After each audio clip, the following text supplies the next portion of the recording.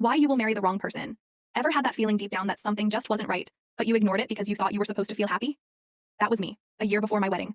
Mark was everything I thought I wanted: successful, charming, and good-looking. Our families were perfect together, and everyone said we made the ideal couple, but something didn't sit right. He was always a little too perfect around others, but when it was just us, he was distant. I kept brushing it off, telling myself I was being silly. It's just wedding stress, I thought. But the red flags were there. He never wanted to talk about the future, like actual long-term stuff. He'd always change the subject, telling me, we'll figure it out when we get there. 3 weeks before the wedding, I found out he had been spending late nights at work. Not just work, but with another woman. He'd get defensive, saying it was nothing and that I was overthinking. I should have listened to my gut. Then came the bombshell.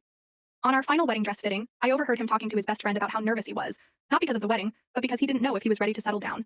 I ignored all the signs. I'll be fine, I told myself. I love him. It's just a phase. And so I married him.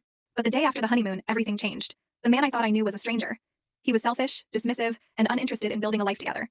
It wasn't until we were sitting in marriage counseling that I realized I had married the wrong person because I ignored my intuition, all for the fear of being alone. You see, we convince ourselves that love is supposed to feel easy when, in fact, it should feel real, even when it's hard. I divorced him 2 years later. Have you ever ignored the signs and married the wrong person? Let me know in the comments below. And don't forget to like and subscribe for more real-life stories.